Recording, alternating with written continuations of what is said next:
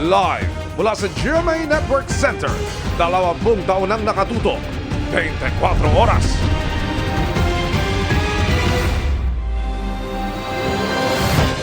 Magandang gabi po, Luzon, Visayas at Mindanao.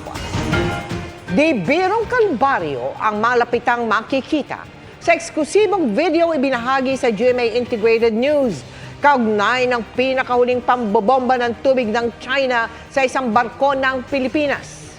Sa malapitang kuha mula sa loob ng barko, makikita kung paanong winasak at pinasok ng tubig ang barko na ikinasugat ng 3 Navy personnel. Sa gitna ng karasang yan na halos ikalunod ng mga nasa loob, ang China pa ang umalba. Nakatutok si Joseph Moro. Sa kuha mula sa loob mismo ng resupply ship na unay sa May 4, lalong kita ang kalbaryong idinulot ng pagbomba ng tubig ng China Coast Guard itong Sabado. Nakakover naman ang mga Navy personnel habang rumaragasa sa likod nila ang tubig mula sa water cannon, pero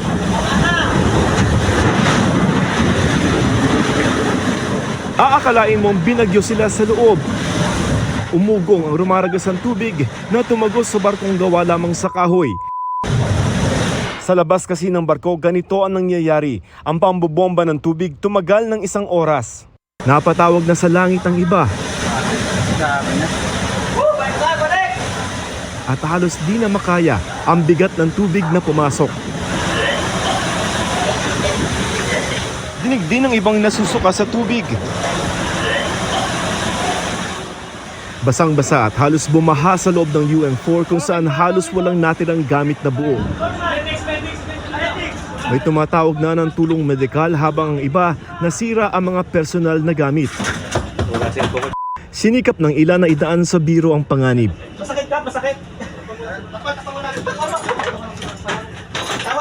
Tawa lang.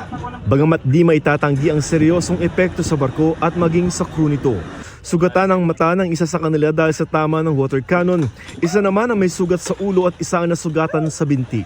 Ayon sa mapagkakatiwalaang source ng GMA Integrated News, ito na ang pinakamarahas na aksyon ng China laban sa Pilipinas at angka nito na harangin ang mga resupply mission sa Ayungin Shoal. Pero China pa ang nagreklamo sa ating Department of Foreign Affairs dahil sa umano'y panghihimasok ng Pilipinas sa South China Sea at pagdala ng mga construction supplies sa BRP Sierra Madre. Inulit ng embahada nito ang mga dati ng akusasyon sabay giit sa karapatan daw nito sa South China Sea base sa kasaysayan. Dapat daw itigil ng Pilipinas ang paghahamon nito dahil handa raw ang China Coast Guard anumang oras para dumepensa. Habang ang Coast Guard nito tinawag na naaayon sa batas at professional ang kanilang mga hakbang. May hiwalay ding banta ang Defense Ministry ng China, gayon din ang Foreign Ministry nito. Dapat daw maging handa ang Pilipinas sa posibleng kahihinatnan kung di ito titigil. Dati nang sinabi ni National Security Advisor Secretary Eduardo Año na hindi papipigil ang Pilipinas sa resupply mission nito. Sinabi rin dati ni Pangulong Bongbong Marcos na walang may ibang karapatan sa West Philippine Sea kundi ang Pilipinas. Para sa GMA Integrated News, Joseph Morong, nakatutok 24 oras. Ingat naman sa mga babiyahe ngayong Semana Santa. Sa Cotabato, patay ang ilang pasahero ng isang van na nagliyab pa matapos salpukin ng isang truck. May hiwalay rin salpukan sa Davao de Oro, kung saan bus naman ang sangkot. Nakatutok si Tina Panganiban Perez. Nagkalat ng mga sunog na bangkay na halos di na makilala sa tindi ng pinsalang natamo. Sa ganitong tagpo, nadatna ng mga otoridad ang mga biktima ng salpukan ng isang pampasaherong van at truck sa Antipas, Cotabato. Sa video, makikita ang kalunos-lunos na sinapit ng mga biktima. Habang ang truck tuluyang tumagilid sa gilid ng kalsada. Biyaheng Kidapawan City ang van, habang pabayan ng Antipas ang truck na may kargang buhangin. Kwento ng ilang saksi, nawalan umano ng kontrol ang truck habang pababa ng kalsada at sumalpok sa nakasalubong nitong paakyat na van. Hanggang sa ang van, bigla na lang umanong nagliyab. Hindi raw agad nakalabas ang ilang pasahero nito at tuluyang nasawi. Agad namang dinala sa ospital ang mga nakaligtas. Wala pang opisyal na datos ang Antipas MDRRMO at Antipas PNP sa bilang ng mga nasawi, habang patuloy naman ang investigasyon sa insidente. Salpukan sa kalsada rin ang ikinamatay ng isang konduktor sa Moncayo, Davao de Oro. Yan ay matapos sumalpok ang isang pampasaherong bus sa likod na nakaparadang container van. Ayon sa pulisya, hindi umano napansin ng driver ng bus ang van na pumarada sa inner lane ng kalsada matapos umano nitong magkaproblema sa makina. 22 ang sugatan na agad namang dinala sa ospital. Patuloy ang investigasyon ng pulisya sa kung sino ang dapat managot sa dalawang driver na pareho nang nasa kanilang kustodiya. Para sa GMA Integrated News, Tina Panganiban Perez, nakatutok 24 oras.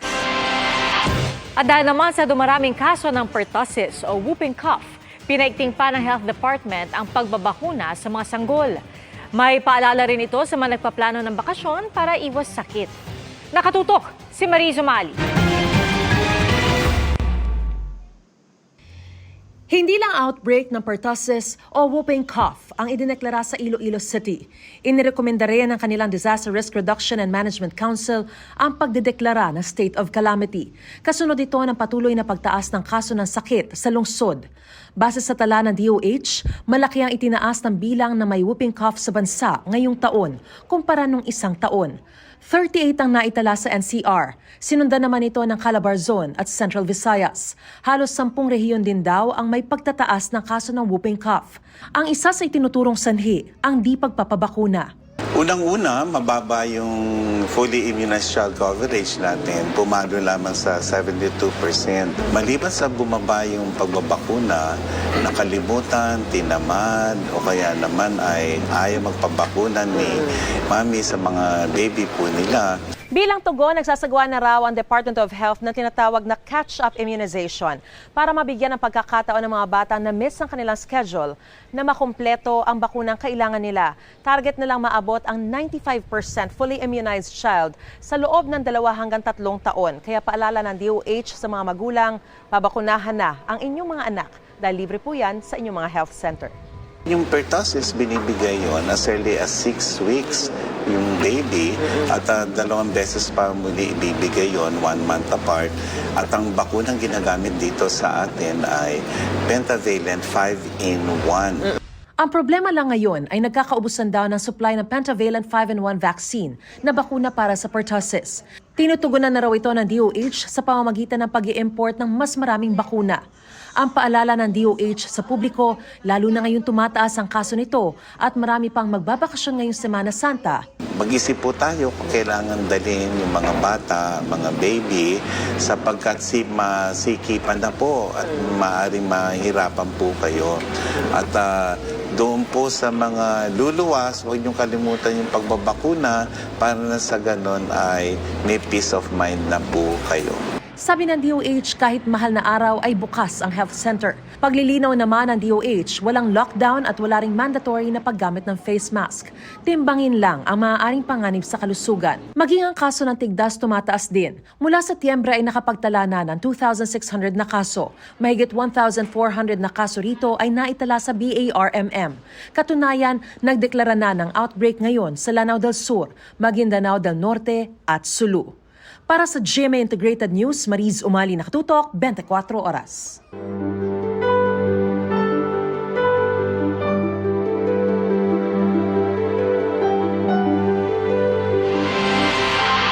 Mga kapuso, dagsana ang mga biyahero ngayong Lunes Santo. Tulad po sa PITX kung saan may mga biyahe ng fully booked.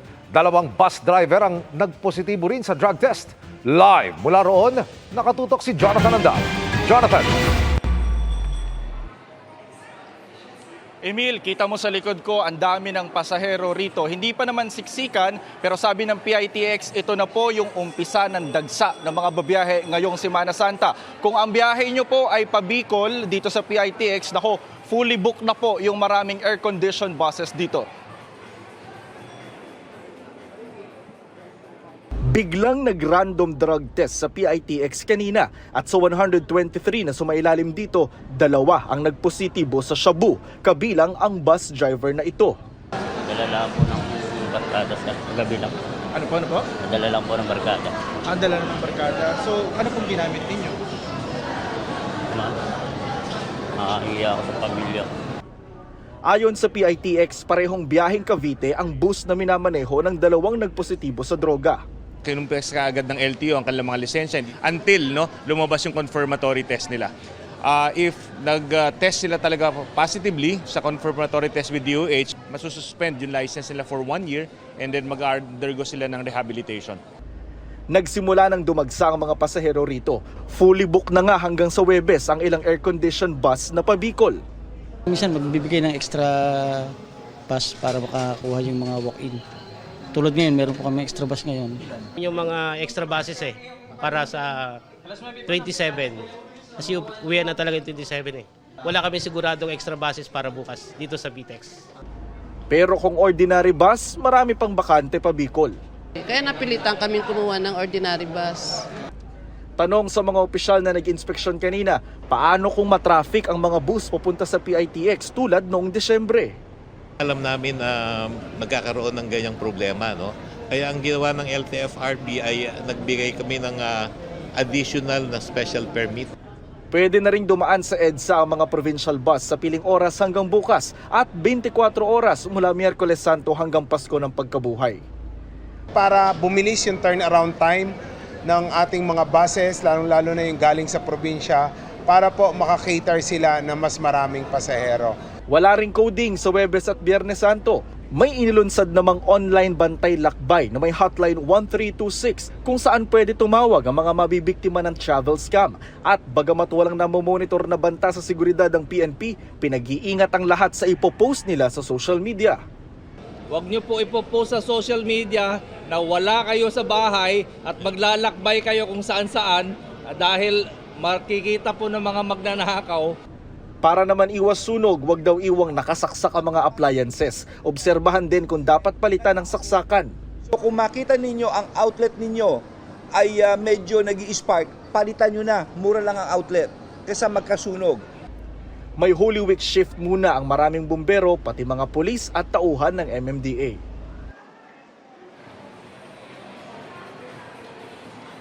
Emil, alas 6 pa lang ng gabi pero lagpas 100,000 na yung bilang ng mga pasahero rito sa PITX. At sa Miyerkules Santo at sa Huwebes Santo, posible raw sumampa sa 150,000 yung mga pasahero rito. Sa ngayon po, may mga nakumpiska na sa entrance dito ng mga cutter tsaka butane gas. Emil?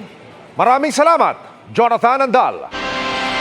Dagdag kalbaryo naman sa mga motorista ang taas presyo ng langis. Simula po yan bukas. Kamustahin din natin ang traffic sa South Luzon Expressway. Live mula doon, nakatutok si Ma'am Gonzalez. Ma'am? Mel, hindi pa ngayon kundi sa Miyerkules inaasahan ng peak ng pagsisikip ng daloy ng trapiko dito sa SLEX para sa Semana Santa. Gayunpaman, meron niyang ibang penitensya yung mga motoristang mahaba ang biyahe dahil sa oil price hike na ipatutupad simula bukas.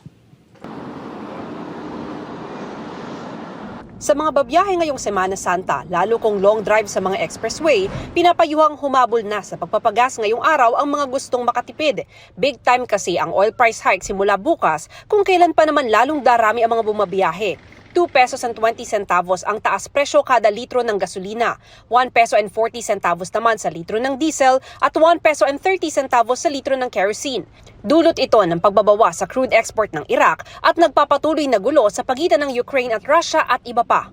Ganun lang naman, taas, baba. Sana nga bumaba. Pabigat na naman sa mga sa mga chopper. Ano ba, kaya ba kayo nagpapakarga ngayon o hindi naman? Hindi, papakarga ako, wala na akong gas Mas makakamura ngayon. Pati bayan na lang, walang panggas, di tumahimik, magstay sa bahay. Base sa pag-aaral ng GMA Integrated News Research, mula 2005, karaniwang nagkakaroon ng oil price hike bago o habang Holy Week. Noong nakaraang taon nga, may oil price hike ng Martes Santo at ng sumunod na Martes. Sa gitna ng dagdag presyo, panawagan ng Energy Department sa mga gasolinahan na umalalay sa mga motorista. Sana raw siguruhing sapat ang tauhan at mag-extend ng operating hours kung kinakailangan. Kung traffic naman, mabilis pa rito sa SLEX mula Alabang hanggang Santo Tomas, Batangas kaninang hapon. Mel, posible raw na sa Miyerkules alas 2 ng hapon hanggang alas 11 ng gabi magsisikip talaga ang trapiko dito sa SLEX dahil dun sa dagsa ng mga bakasyonista pati na rin yung mga pauwi sa mga probinsya. Asahan na po ang pagbigat ng daloy ng trapiko sa mga toll exits. Mel? Maraming salamat sa iyo, Ma'am Gonzalez.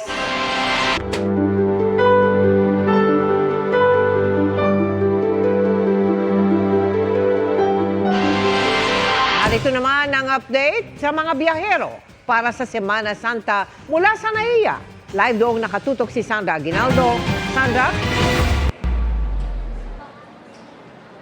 Mel, dama na ang pagdami ng ating mga kababayan dito sa NAIA Terminal 3. At ayon naman po sa pamunuan ng NAIA ay handa sila doon sa inaasahan na pagbuhos ng tao na babiyahe sa iba't ibang probinsya at maging sa ibang bansa. Inikot kanina ng mga opisyal ng DOTR at MIAA ang Terminal 3 ng Ninoy Aquino International Airport o NAIA. Tiningnan nila ang mga check-in counter, x-ray machines, toilet at pre-departure area. Okay ba ang experience mo ngayon? Okay po. Saan galing? Sa sa Thailand. Sa Thailand. Thailand. Oo. Kumusta naman ang check-in experience mo sa mabilis? Yes po, nag-ano na po kami. Nag-online check-in? Inaasang nasa 1 milyong pasahero ang dadaan dito sa NAIA ngayong Semana Santa. Departure manyano arrival, mas marami raw yan kumpara sa mga pasahero nung nagdaang taon. Kaya naman nais tiyakin ng Transportation Department na maganda ang karanasan nating mga kababayan sa kanilang pagdaan sa NAIA. Pero sariwa pa sa isip ng ilang pasahero ang napaulat na surot na nangangagat ng mga pasahero sa NAIA. Hindi na natatakot umupo. Wala nang surot. Kaya nandito kami sa sa plastic na chair. Kasi nung kanina naisip ko baka makatay mamaya. Parang wala naman. Patuloy naman ang hakbang ng pamunuan ng NAIA para mapaganda ang serbisyo nito. Lalo na pag nag-start na yung operations ng private sector, no? Lalo pong papagandahin, mag-i-invest sila ng more funds para maayos yung mga facilities natin. Kasama rin daw sa aayusin ng traffic papunta sa NAIA 3 na kailangan ng direct access mula sa Skyway, pati pagdadagdag ng immigration counters. Babawasan din daw ang mga upuan sa arrival section ng paliparan para mabawasan ang nakatambay na dahilan din ng pagsisikip ng paliparan. Paraan daw ito para maiwasan ang mga salisi o pagnanakaw kapag nalingat ang isang tao. May pakiusap din si DOTR Secretary Jaime Bautista sa mga sumusundo sa NAIA. Siguro kung pwede, wag naman masyadong marami yung sumusundo, no? Normally kung minsan isang tao yung susunduin pero 10 yung mga family members na sumusundo para hindi rin magkaroon ng congestion dito sa airport, no? Mel, paalala ni Secretary Bautista sa ating mga kababayan ay mag-ingat doon sa nagbebenta ng mga peking ticket online. Kailangan daw bumili lamang doon talaga sa mapagkakatiwalaan na mabibilhan. At ganun din may paalala siya doon sa ating mga kababayan na dumating sa oras 2 to 3 hours ahead of time para naman po hindi sila maiwan ng kanilang mga flight. Mel? Magandang mga tip yan. Maraming salamat sa iyo, Sandra Aguinaldo. Paiimbestigahan ng Interior Department kung may sangkot na PNP official sa umano'y land grabbing sa Masungi Geo Reserve. Gayun din ang pagpapatayo ng mga illegal na resort sa loob ng protected area. Nakatutok si Maki Pulido. Ano ba utos sa'yo? Huwag kayo umalis, di ba? Bakit kayo umalis? Galit na kinumpronta ni Department of the Interior and Local Government o DILG Secretary Benher Abalos sa mga pulis sa detachment ng PNP Special Action Force sa Masungi Geo Reserve kahapon. Binaklas kasi ng mga pulis sa mga istruktura sa detachment at ito-turn over dapat ang kontrol sa lupa sa isang pribadong individual. Ka pala eh. Nakita mo ba Special Action Force sa atin to? Di ba dapat proteksyon ng mga pag-aari ng gobyerno? Yes, sir. Nagpauto ka? Dahil sa inspeksyon ni Abalos, may nakabantay na muling mga pulis sa detachment. Paiimbestigahan din niya kung may mga opisyal nga ba ng PNP na sangkot sa land grabbing at pagpapatayo ng mga illegal na resort sa loob ng protected area. I just want to make sure tama yung transition po sa Masungi. Masasabi ko lang sa publiko ngayon is that we will really preserve the ecology. Noong nakaraang linggo, napansin daw ng mga forest ranger ng Masungi Geo Reserve Foundation na binabakla sa mga istruktura na nakapwesto malapit sa mga illegal na resort sa loob ng reserve. Nang nabaklas na nga raw ang mga istruktura sa detachment nung Biyernes ng gabi, dumating na ang nasabing pribadong individual at kanyang mga tauhan para okupahan ang lupa. This is government land. This is protected area land and it shouldn't be turned over to any private individual just like that. Sa loob lang ng Masungi Geopark, may 15 swimming pool nang naitayo ang mga resort. Kahit may mga cease and desist order, patuloy ang mga ito sa pag-operate. They would operate in the evening. So doon magsisimula yon. Magbubukas muna sila sa gabi. Magpapapasok sila ng mga tao sa gabi. Hindi nakakalusot sa mga checkpoints because the checkpoints are manned 8 hours a day. Noong nakaraang taon pa sinimula ng Department of Environment and Natural Resources o DENR ang assessment nito sa mga istrukturang naitayo sa loob ng mga protected area kabilang ang Masungi Reserve. Isa sa publiko raw nilang resulta nitong Abril.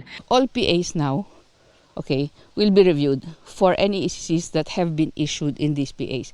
We have 114 legislated. Legislated na po yan, they are already designated, they should have an operating PAMB that should be constituted in the way the law stipulated.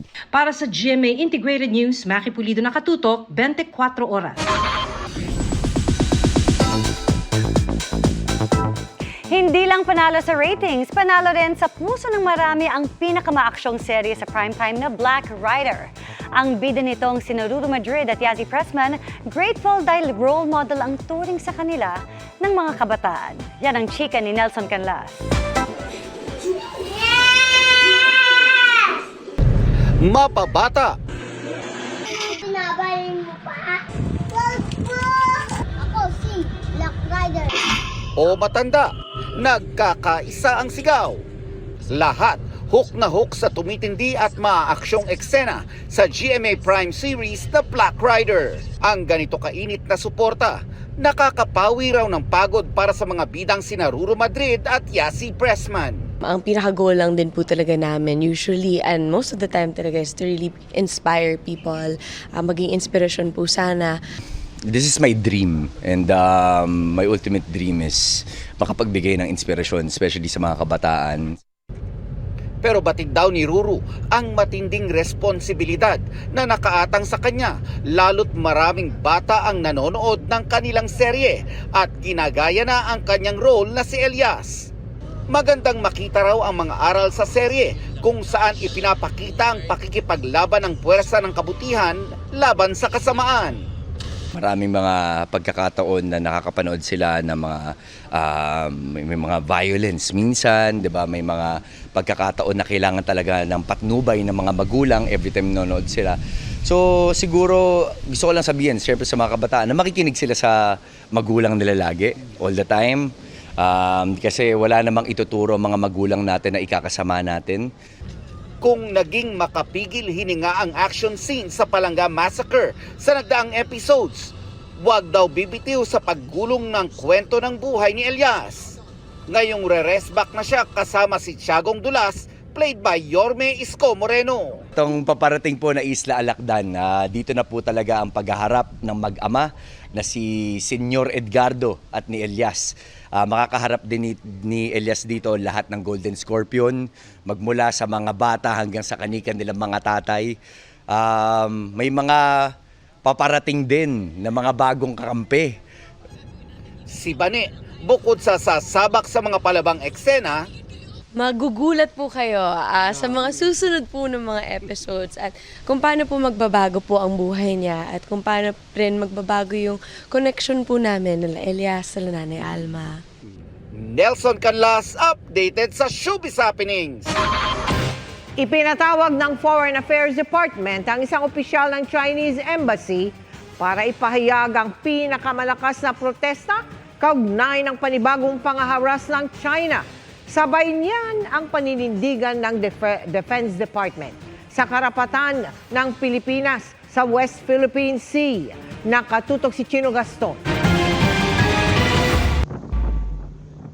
Sa kabila ng tumitinding panggigipit ng China, hindi raw isusuko ng Pilipinas ang karapatan ng bansa sa West Philippine Sea. Ayon kay Defense Secretary Gilberto Teodoro Jr., China lang daw ang naniniwala sa mga sariling pahayag nito na iligal ang mga ginagawa ng Pilipinas sa sarili nitong exclusive economic zone at na ang Pilipinas ang nang-uudyok ng gulo. Sa salita naman na tayo'y naghahanap ng away, hindi tayo ang humaharang ng kahit sino man sa West Philippine Sea. Tayo ang hinaharang. So anong gagawin natin? Titihaya na lang? Hindi naman siguro pwede. Hinamon din ni Teodoro ang China na panindigan ang kagustuhan umano nito ng dialogue at mapayapang pagresolba sa issue. Kung talaga siguro, hindi sila natatakot na ihayag sa buong mundo ang kanilang claim, bakit hindi tayo magpa-arbitrate sa ilalim ng international law para maliwanag sa lahat kung ano ang karapatan ng kahit sino? Bakit ayaw nila? Pagkatapos, pag nahuhuli sila sa mga hindi tamang sinasabi nila, ayan na, magbabanta.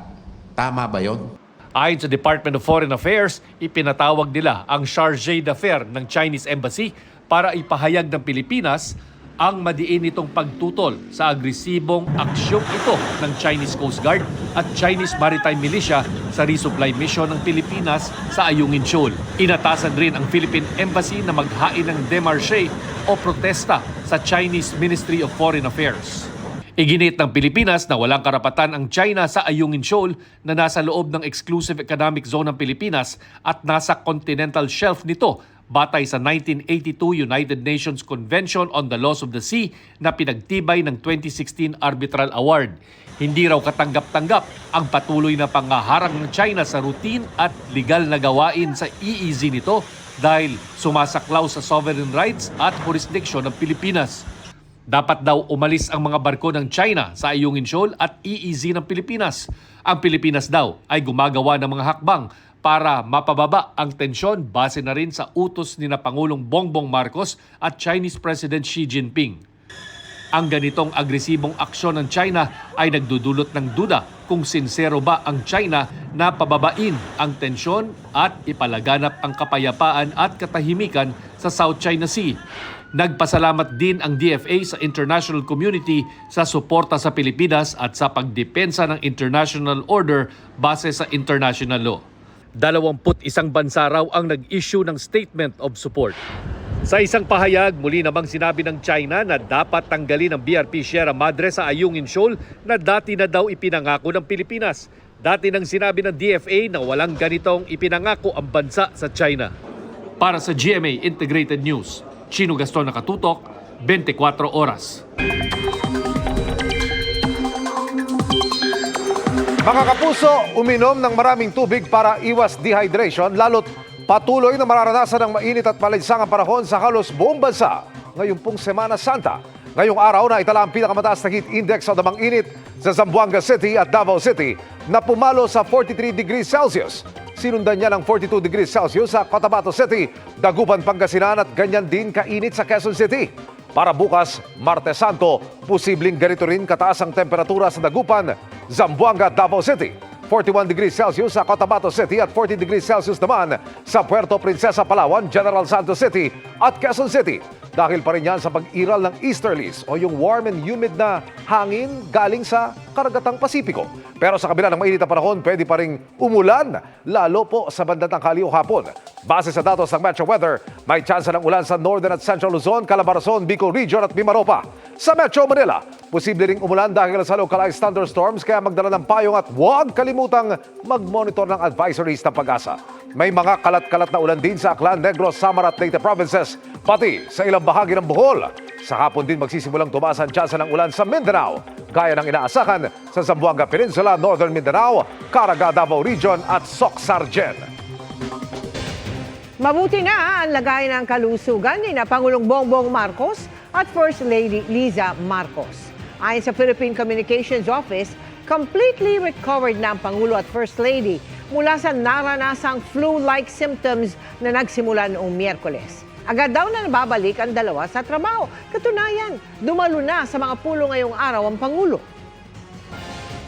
Sa kabila ng panibagong pangaras ng China, matagumpay na nalapitan ng mga sundalong Pinoy ang BRP Sierra Madre para dalhan ng bagong supply. Pero bago yan, matindi ang isang oras nilang silapit lalo ng mga sugatan.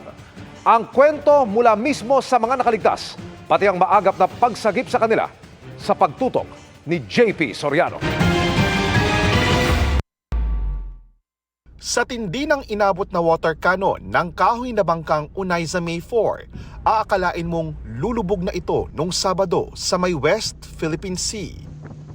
Dalawang dambuhalang barko ng China Coast Guard ang halos sabay na bumobomba ng tubig sa Unayza May 4, nalulan ang mga tauhan ng Philippine Navy. Nangyari yan nitong Sabado sa loob ng Exclusive Economic Zone ng Pilipinas, malapit na sa Ayungin Shoal. Nang matapos ang pang-water cannon, ang Unayza May 4 mistulang dumaan sa delubyo. Sira ang bubong at mga dingding. Basag ang salamin ng bridge ng barko at halos mabuwal dahil napunit na ang dingding sa katawan ng barko. At sira na rin ang radio communications equipment nito. Mahigit 10 sundalo ang nasaktan sa isang oras na pang-water cannon sa kanila. 3 sa kanila nagtamo ng mas matinding sugat sa mata at ulo. Sinabihan naman daw ng PCG ang China Coast Guard na kailangan ng tulong ng Unayza May. Pero hinabol pa rin ng China Coast Guard ang BRP Cabra. Diniskartehan lang na kapitan ng BRP Cabra kaya nakalapit ito sa Unayza. So matapos nga yung tindi ng sinapit ng Unayza May, kinailangan na silang i-rescue at ang BRP Cabra ang naatasang gawin yan. Nang magpang-abot na, mabilis ang kilos sa pagsagip sa mga sugatang sundalo. Itinali agad ang mga lubid at hinila ang Unayza sa BRP Cabra. Paglipat sa BRP Cabra ng mga sundalo, agad silang ginamot. Isa ang napuruhan sa mata ng mga bubog, hindi niya raw agad naramdaman ang tama sa mata. Ilang rore na raw ang nasamahan niya, na water cannon din sila. Pero ang nangyari nung Sabado, ang pinakamatindi at nakakatakot. Nung bugahan na kami doon, talagang kanya-kanya kaming cover. Hindi nga namin nalaman na saka na lang namin nalaman may sugat nung nandun na kami, naka-cover na kami. Ang isa sa ulo naman ang tinamaan ng bubog. Nabaklas na kasi lahat yung namin yung sa bridge. Kaya hindi na talaga kami makaiwas. Ang mga dalang sundalo at mga pagkaing dala ng Unayza nilipat sa mga rubber boat para matuloy ang RORE mission. Matagumpay naman silang nakalipat sa BRP Sierra Madre sa kabila ng paglapit sa kanila ng rubber boat ng China na kumuha ng mga litrato. Ang Unayza May 4 naman sinamahan ng mga barko ng PCG pabalik sa mainland Palawan. Unang ibinaba ang mga sugatang sundalo at isinakay sa nag-aantay na ambulansya para dalhin sa isang ospital. Sugatan man, sabi sa akin ng mga sundalo, muli silang sasama sa susunod na RORE dahil anuman daw ang mangyari, tuloy ang trabahong maprotektahan ang West Philippine Sea. Yes, sir, lang naman talaga to. Part lang to ng trabaho namin, sir. Kaya okay lang to, sir. Pero ngayon, may mga inilatag na floating barrier ang China sa isang bahagi ng Ayungin Shoal matapos ang insidente noong Sabado. Mula sa West Philippine Sea at para sa GMA Integrated News, JP Soriano, nakatutok 24 oras. Mga kapuso, half-day lamang ang pasok sa trabaho sa gobyerno sa Miyerkules, March 27. Ayon sa Malacanang, suspindido ang pasok sa gobyerno mula po tanghali sa Holy Wednesday. Yan ay para mabigyan ng sapat na oras sa mga empleyado ng gobyerno na bumiyahe po para sa Semana Santa. Ang pagsuspindi naman daw ng trabaho sa mga pribadong kumpanya, depende na po sa mga employer. Tuloy naman ang operasyon ng mga ahensya na may kinalaman sa basic at health services, disaster response at iba pang mahalagang serbisyo. Na out of balance mula sa big bike si Jenilyn Mercado nitong weekend dahil sa madulas na daan. Pero maayos na ang kanyang lagay at nakapagkwento hindi lang ng life updates, kundi ng bagong project na tila resulta ng manifesting. Makichika kay Aubrey Carampel. Ngayon meron kaming gagawing movie. Sa kanyang pagsalang sa GMA Integrated News interviews nitong January, ibinahagi ni Kapuso Ultimate Star Jenilyn Mercado ang kanyang dream collab. Sana si Dennis makatrabaho sa isang pelikula. Tila na manifest ni Jen ang wish dahil finally, Makakasama ni Jenilyn ang mister at kapuso drama king Dennis Trillo sa upcoming romantic comedy film na Everything About My Wife, na Philippine adaptation ng isang Argentinian film. Masaya siya kahit na tungkol siya sa mag-asawang nag-aaway. Pinamigay niya yung asawa niya. Oo, Tungkol ito sa pinamigay niya yung asawa niya. Marami makaka-relate talaga dito. Masaya yung treatment niya. Maganda yung pagka-adapt niya with the Filipino twist. Nakaka-relate ka ba dito? Oo. Hindi. Mag-usap tayo mamaya pag-uwi. Maipapakita raw nila rito ang kanilang fun dynamics as a couple, na madalas daw mapanood sa TikTok videos ni Dennis. Nung umpisa medyo nangangapa ako dahil hindi ako sanay gumawa ng mga light na projects. Siyempre sinusuporta naman ako ng asawa ko. Queen of Rom-com. Wala akong naging Hindi problema. naman niya kailangan sa totoong buhay. Natutuwa ako na nasi-share niya na sa mga tao gamit yung TikTok. At least maraming natutuwa sa kanya. Na-enjoy yung mga videos niya. At yung creative side niya, na ilalabas niya. Yung, 'di ba? Dati na ako lang yung nakakakita na. Nagpasalamat din si Jen sa lahat ng mga patuloy na sumusubaybay sa GMA Prime series na Love, Die, Repeat, na pinagbibidahan nila ni Sian Lim. Ngayong linggo na ang huling 3 episode.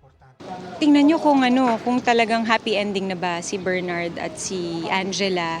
At marami pa silang pinagdadaanan ng problema eh. Itong mga 4 na araw na to, marami pa ring problema. So, abangan nila kung masusolve ba nila yun. Matutulungan ba sila ni Canlaon? Kapag wala namang trabaho, enjoy ang mag-asawa sa pag-ride together sa kanilang big bikes.